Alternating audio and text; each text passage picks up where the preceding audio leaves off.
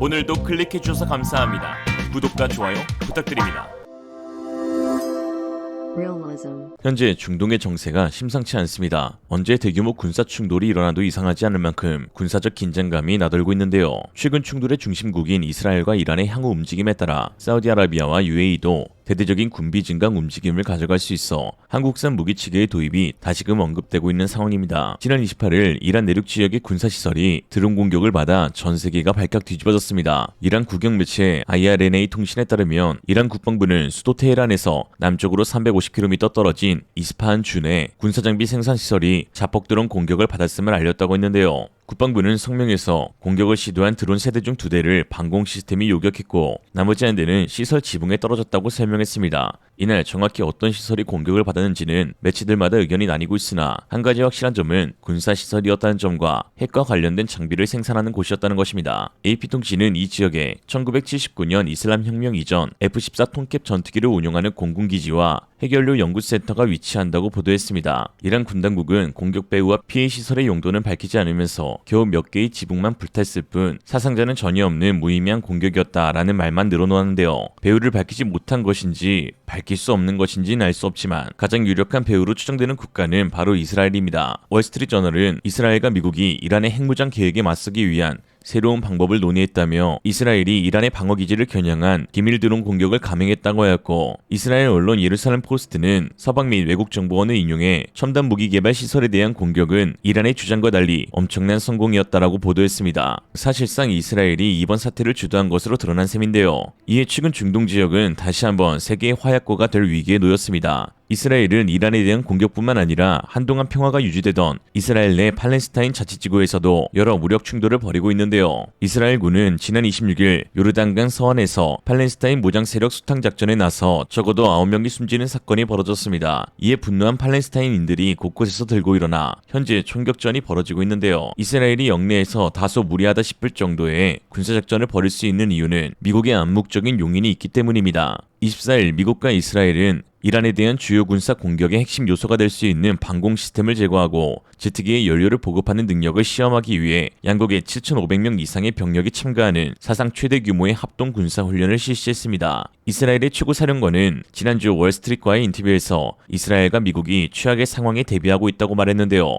이스라엘 국방군 참모총장인 허지 할레비 장군은 이번 군사훈련을 두고 이란이 실수를 한다면 우리는 보복할 공격 능력이 준비되고 있다는 매우 분명한 메시지를 이란에 전달한 것이라 말했습니다. 또한 베니 간츠 이스라엘 국방장관은 퇴임을 하루 앞둔 28일 이스라엘이 앞으로 몇 년 안에 이란 핵시설을 공격할 수 있다고 말하기도 했는데요. 이스라엘이 본격 군사행보에 나선 주된 이유는 지난 중동 전쟁처럼 이스라엘이 혼자 대치하는 상황은 안 나오고 있기 때문입니다. 이집트와는 일찍이 화해 모드로 전환하였고 시리아는 자국 문제만으로도 골치를 썩고 있으며 사우디아라비아와 UAE는 이란이라는 공통된 적대국이 있기에 이에 맘 놓고 제대로 이란에 대한 적대심을 드러낼 수 있는 것인데요. 물론 이란도 처맞기만 하진 않았습니다. 지난해에는 이스라엘 전략시설에 미사일 공격을 하기도 하였고 얼마 전에는 이스라엘이 소유한 유조선을 공격하기도 하였습니다. 그러나 정작 이스라엘 본토로 향하는 공격은 일절하지 못하고 있는데요. 지난해 이뤄진 공격은 이라크 북부 쿠르드 자치 지역 에르빌에 있는 이스라엘 전략시설을 미사일로 공격한 것이었습니다. 이란은 이스라엘 앞에서 극히 몸을 사리고 있는데 이는 이스라엘이 가지고 있는 군사자산 그리고 미국의 군사외교 지원이 뒤따르고 있기 때문입니다. 사실상 이스라엘의 일방적인 폭행이라고도 볼 수 있는데 이란은 그저 많이 아프진 않다라고만 하는 상황이죠. 또한 지리적으로 이란과 이스라엘 사이에는 레바논, 시리아, 이라크, 요르단과 같은 국가들이 있어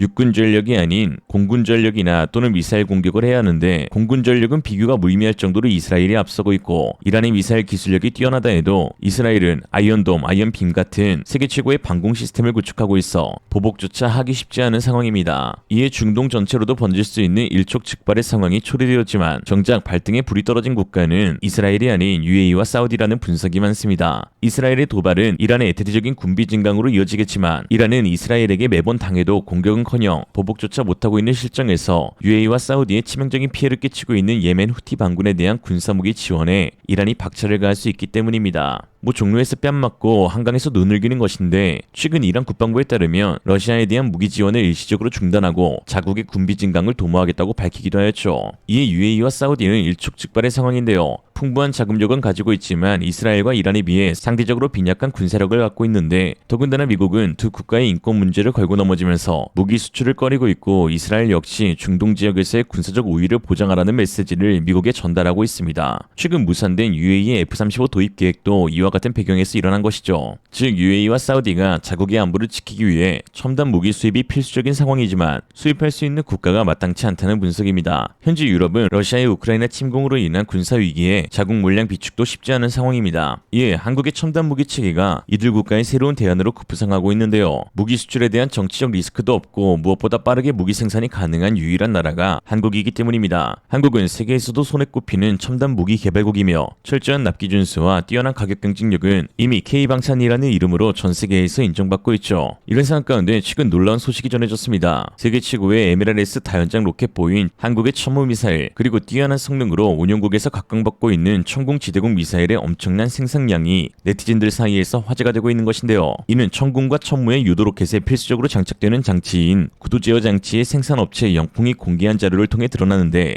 구동 제어 장치는 항법 유도 장치의 유도 명령에 따른 조종 날개의 위치를 제어하고 BLDC 모터를 이용한 전기식 구동 장치로서 지대공, 지대지, 유도 폭탄 등 각종 무기 체계에 적용이 가능한 장치입니다. 현재 한국 무기 체계 가운데 장착이 가능한 것은 천궁과 천무로 각기 미사일에 한 대씩 장착됩니다. 239mm 미사일 구동장치를 생산하고 있는 영풍에서 발표한 자료에 따르면 연간 생산량이 2017년 3,102개, 2018년 6,817개, 2019년 7,199개로 17년부터 19년까지 3년간 17,118개나 생산이 되었고, 매년 그 추세가 늘어남에 따라 23년 현재에는 5만 발 이상의 유도 로켓이 생산되었을 가능성이 높은 것으로 알려져 있습니다. 구동장치는 한 달에 대략 600개 정도 생산이 가능한 것으로 보여지는데요. 정말 어마어마한 수치가 아닐 수 없습니다. 미국이 주력으로 사용하고 있는 GMLS의 최대 캐파는 1만 발로 알려져 있고, 미국 면허를 받아서 생산한 227mm 보통탄이 연간 2,000발 수준으로 생산되었는데, 한국은 130mm, 239mm, 400mm, 600mm 다양하게 운용하면서도 239mm 미사일 하나의 생산 능력이 7,000발이 넘는다는 것이 이번 자료를 통해 드러났으니 한국이 포병만큼은 진심을 다한다는 말이 세상 입증되고 있는 것입니다. 전 세계적으로 정평이 나 있는 한국 방산업체들의 생산 능력은 현재 군사적 위협에 처한 UAE와 사우디의 유일한 해결책이 되어가고 있습니다. 유럽과 중동, 남중국해와 대만 등에서 번지고 있는 군사 충돌로 인해 현재 세계 각국은 군비 증강에 몰두하고 있어 돈이 있어도 사지 못하는 상황까지 벌어지고 있는데, 이에 한국이 가진 경쟁력이 더욱 부각되고 있는 것이죠. 특히 이미 UAE와 사우디아라비아는 한국 방산 역량에 대한 깊은 신뢰도를 갖고 있습니다. UAE는 전 세계에서 유일하게 천무와 천궁, 여기에 형궁까지 모두 도입한 국가입니다. 한국산 미사일로 도배한다고 봐도 과언이 아닌데요. 2021년 3월 UAE 정부는 국산 다연장 로켓 시스템 천무를 구매하기 위해 하나와 약 1조 원에 이르는 계약을 체결했고, 2021년 11월에는 약 35억 달러, 4조 1,400억 원 규모의 천궁2 구매 계획을 공식화한 바 있습니다. 또한 올해 1월에는 향후 수년간 우리나라에 300억 달러, 약 37조 2,600억 원에 이르는 대규모 투자를 결정하면서 원자력과 에너지, 인프라 같은 3대 핵심 협력뿐만 아니라 특별히 방산 협력을 더욱 확고히 하였는데, UAE 무함마드 대통령은 어떤 상황에서도 약속을 지키는 대한민국에 대한 신뢰로 300억 달러 투자를 결정했다라고 하였습니다. 한국이 지난해 유치한 전체 해외 투자는 총 305억 달러이니 UAE 한국가에서 투자하는 규모가 얼마나 큰지 새삼 느낄 수가 있죠. 여기에 최근 소식 등에 따르면 UAE는 거의 개발 완료 단계에 이르른 한국형 사드, LSM 장거리 지대공 미사일의 도입에도 큰 관심을 갖고 있는 것으로 알려져 있습니다. 이미 한국산 미사일 포 무기 체계로 무기고를 가득 채우고 있는 UAE기에 LSM 역시 도입 가능성이 매우 높은 것으로 분석되고 있죠. 지난해 11월 한국은 LSM 시험 사격에 성공하였는데, 당시 대탄도탄 유도탄과 대항공기 유도탄 등 두 종류의 미사일을 발사하였고 모두 표적에 정확히 명중시켰습니다. 이는 LSM이 대항공기 및 대탄도탄 요격 기능을 가지게 된다는 것을 의미하며, 천궁에 이어 국내 기술로 개발한 두 번째 지대공 유도무기 체계로서 추후 우리나라의 다층 미사일 방어 체계 구축과 해외 수출의 자율성 또한 가지게 됨을 의미합니다. LSM이 실전 배치되게 되면 고도 40에서 150km를 방어하는 사드, 고도 15에서 40km를 담당하는 패트리어트3와 천궁2 등과 함께 밀도 높은 다층 방어 체계 구축이 가능한데, 이로써 우리나라의 종말 단계 하층 방어를 담당하는 한국형 미사일 방어 체계 KAMD가 완성된다고 볼 수 있습니다. 한국은 미국, 일본에 비하여 MD 구축이 다소 늦었다는 평가를 받고 있었으나 국내 기술진들의 뛰어난 기술력을 바탕으로 국산화에 성공하며 수출까지 성공하는 세계 5위의 방공 시스템 시스템 개발 생산 및 구축 국가가 되었습니다. 특히 엘셈의 개발의 마지막 단계로 불리는 지상부유 시험 영상이 공개되어 네티즌들 사이에서 화제가 되기도 하였는데 마치 CG와 같은 자유로운 위치 변환과 방향 조정 능력을 선보여 더욱 기대하게 하였죠. 역시 한국하면 화력, 화력하면 한국입니다. 이래서 김구 선생님이 그런 말씀을 하셨나 봅니다. 오직 한없이 가지고 싶은 것은 문화력이다. 달까지 갈 수 있는 화력, 반대하면 중국인. 이상으로 리얼리즘이었습니다. 여러분의 생각은 어떠신가요? 현명하고 지혜로운 여러분의 의견을 지금 댓글에 남겨주세요. 감사합니다.